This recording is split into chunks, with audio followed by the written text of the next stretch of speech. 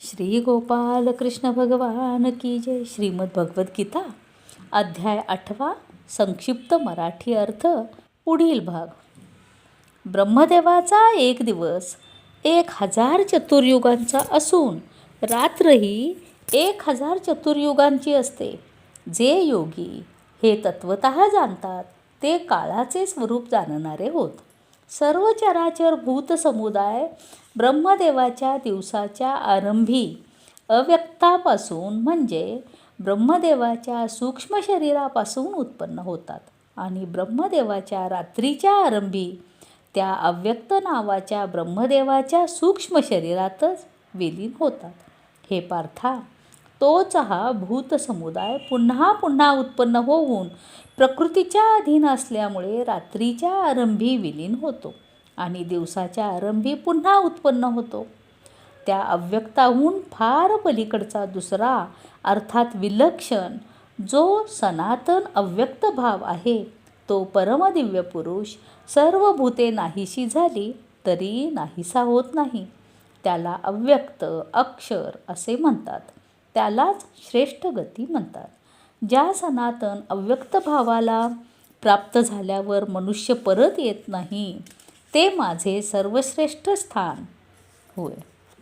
हे पार्था, ज्या परमात्म्याच्या ठिकाणी सर्व भूते आहेत आणि ज्या सच्चिदानंद घन परमात्म्याने हे सर्व जग व्यापले आहे तो सनातन अव्यक्त परमपुरुष अनन्य भक्तीनेच प्राप्त होणारा आहे.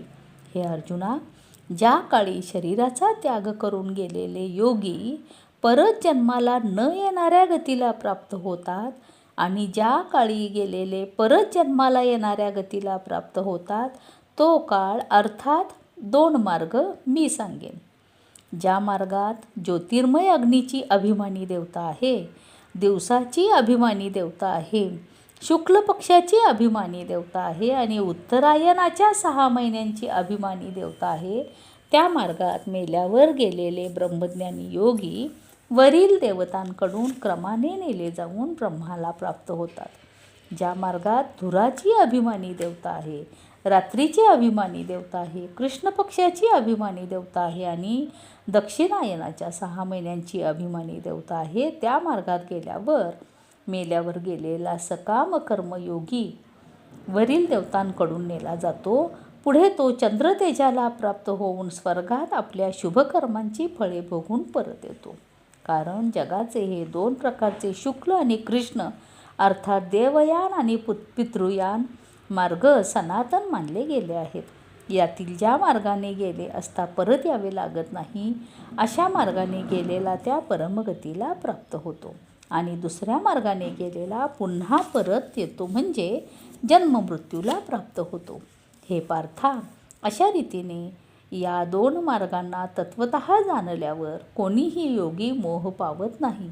म्हणून हे अर्जुना, तू सर्व काळी समबुद्धिरूप योगाने युक्त हो, अर्थात नेहमी माझ्या प्राप्तीसाठी साधन करणारा हो. योगी पुरुष या रहस्याला तत्वतः जाणून वेदांचे पठन, यज्ञ, तप, दान इत्यादी करण्याचे जे पुण्यफल सांगितले आहे त्या सर्वाला निसंशय ओलांडून जातो आणि सनातन परमपदाला पोहोचतो. श्री गोपाल कृष्ण भगवान की जय. श्रीमद भगवद्गीता अध्याय 8 समाप्त.